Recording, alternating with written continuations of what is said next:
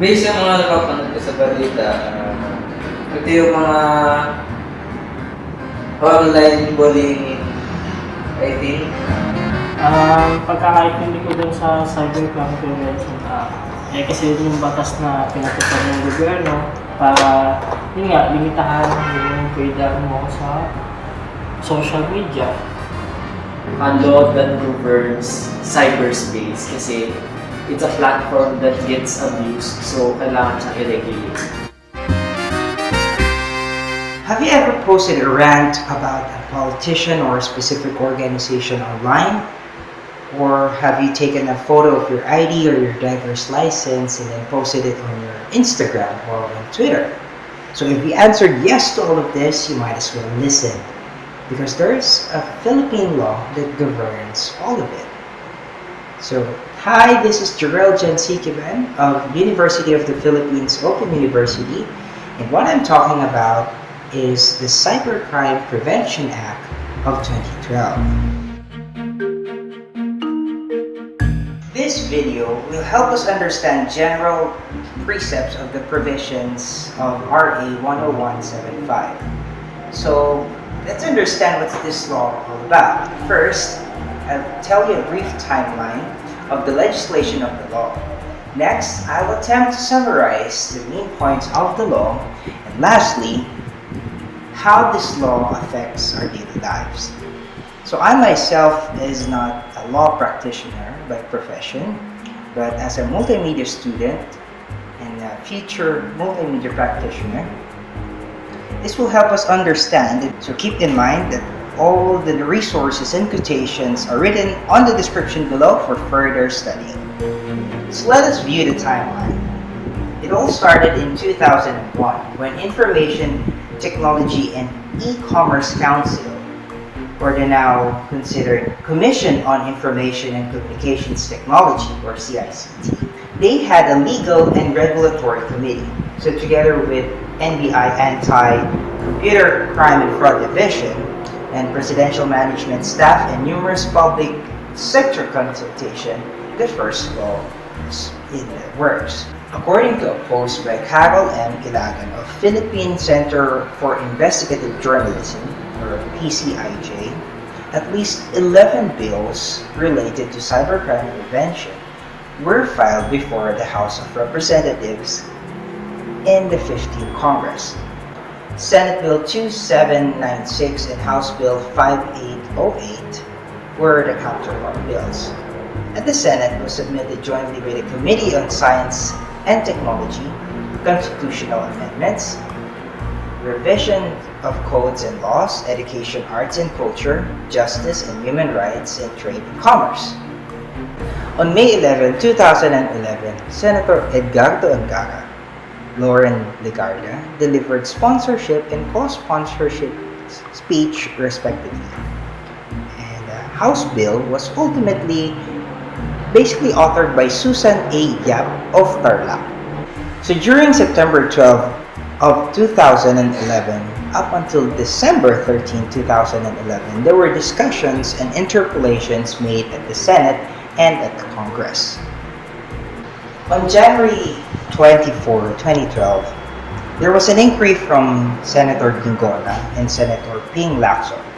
Also, Senator Vicente Soto added an amendment with regards to libel, although this was denied by Senator Soto himself. On page 6, line 37 of the Senate's journal that day, it reads, "As proposed by Senator Soto and accepted by the sponsor, with no objection, the body approved of the insertion of a new paragraph about libel." On February 9, 2012, the committee report number 01818 was submitted by the Committee of Information and Communications Technology recommending its approval. And on September 12, 2012, it was approved and signed into law by the President of the Philippines, Benigno Aquino III, and become Republic Act 10175. Na ni Pangulong Aquino ang bagong batas na magpapakulong sa sino ba ang gagamit ng computer at internet para... na raw ang otoridad laban sa kalabisan sa internet. Pinirmahan na kasi ng Pangulo ang Cybercrime Prevention Act of 2012, ang anti-cybercrime. But here are the current repeals and petitions to the law. According to a news article by Ted Torres of Philippine Daily Inquirer, on October 9, 2012, Supreme Court issued a temporary restraining order. And on May 23, 2013, the Department of Justice wanted to drop the online libel from the revised cybercrime law. Finally, after many other petitions, on February 18, 2014, the law was finally taken in effect with other sections considered unconstitutional, meaning it's not aligned with the Constitution, and other sections are upheld as constitutional, including the section of online libel. Now that we know the legislation history of the Cybercrime Prevention Act, let's now understand its structure. According to the official Gazette of the Philippines in gov.ph, this has a long title, an act defining cybercrime, providing for the prevention, investigation, suppression, and the imposition of penalties, therefore and for other purposes. This law contains about 8 chapters and 31 sections. So Chapter 1 defines the terms, key terms. Chapter 2 defines the punishable acts. Chapter 3 gives the penalties. Chapter 4 enumerates its enforcement and implementation. And Chapter 5 discusses its jurisdiction or the scope or authority. Chapter 6 provides its principles regarding the international cooperation to stop cyber crimes. And Chapter 7 includes competent authorities, or meaning those branches of the government who are capable of creating a cybercrime unit. Chapter 8 contains the final provisions, which contains budget information, repealing and separability conditions or clauses, and lastly, the time when the law will be taken in effect. Here are the main points to consider into this law. First are computer-related crimes such as hacking or illegal way of obtaining or changing information, illegal interception or gathering of data or damaging of information, device misuse. It basically talks about intellectual property. One thing that is worth noting about this is the term cyber squatting. So basically, this is misusing or creating a name for which it may sound like or can be misspelled to resemble a popular or mainstream website or brand. In the international scene at World Intellectual Property Office, there has been a case filed by Microsoft versus Microsoft.com, which happens to be a Canadian student whose name is Mike Rowe. Obviously, Microsoft won this case. Number 3, computer-related fraud, identity theft, or forgery. This is where hackers get your information and poses like you. Number 4, content-related offenses such as cyber sex, or basically a prostitution done through the use of internet, either by internet cafe or cyber sex dens. Child pornography. It solidifies Republic Act 9775 or Anti-Child Pornography Act of 2009. Online libel. Basically, it is the same version of libel from the revised penal code, only done through the internet and any other similar device in the future. According to the revised penal code, libel is a public and malicious imputation of a crime or of a vice or defect, real or imaginary, or act, omission, condition, status, or circumstance tending to cause the dishonor, discredit, or contempt of a natural or juridical person, or to blacken the memory of one who is dead. There are requirements of publicity and other conditions in which libel can be considered, such as writing or images, etc.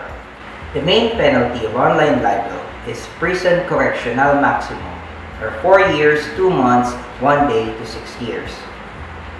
Other unlawful acts are considered helping or promoting cybercrime, or in Section 7 it states that any crime punishable under the revised penal code done through the computer means will be 1 degree higher or heavier in placing the punishment, which has been considered as a catch-all clause.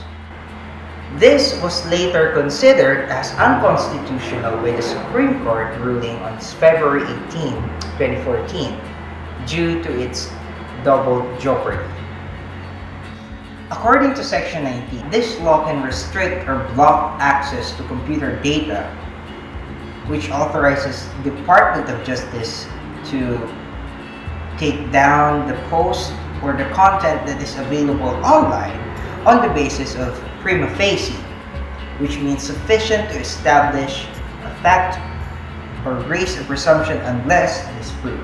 This was later considered unconstitutional too on February 18, 2014. Okay, here are the current news and events regarding Cybercrime Prevention Act. Sa mga pinakamainit na issue dito ang pagsasama sa libel bilang cybercrime offense. Posible raw maharap sa reklamo ang sino mang babatikos at magbibigay ng mapanirang komento sa sino mang tao sa pamamagitan ng iba't ibang social networking sites. Gumawa pa ng Facebook page ang mga kumukondena sa naturang batas. Ayon sa kanila, isa itong pagpigil sa malayang pagpapahayag. Netizens, or people habitually accessing the internet, expresses their disapproval with the online libel provision of the law pertaining that it suppresses the freedom of speech in the internet. Several organizations expresses their concern, especially the journalists.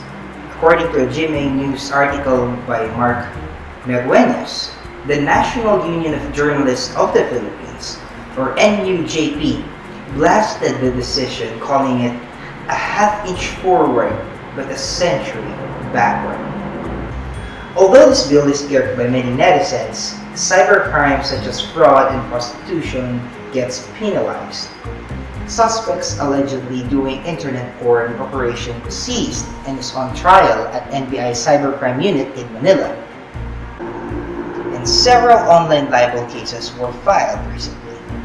According to a news article by Cathy Cañares-Yamsuan of Philippine Daily Inquirer, stylist Liz Uy filed 4 counts of online libel against Lim for claiming 2 occasions on both his Twitter account and Fashion Police website regarding Maine Mendoza's dress, aka Yaya Dub, at Eat Bulaga's Tamang Panahon episode.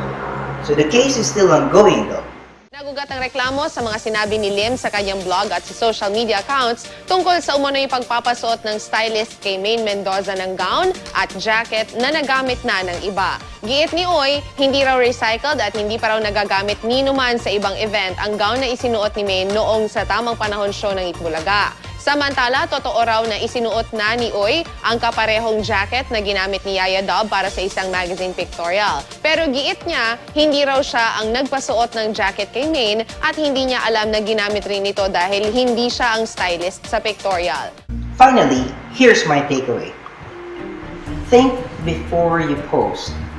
As the main reason of Senator Soto, according to the Senate's journal, this will definitely make you think twice before posting that rant. Next is check what you publicly post online. According to a survey study conducted by Kaspersky Lab, which is an antivirus software, social networking site poses a high risk of getting internet fraud or identity theft, so be careful what you post. At the creation of this video, the Supreme Court ruling still stands that online libel is constitutional, and only the original author or the original one who posted will be held liable for libel. So it is yet to be appealed by its petitioners. And that, my friends, is my take on Republic Act 10175, also known as Cybercrime Prevention Act of 2012. Thanks for watching.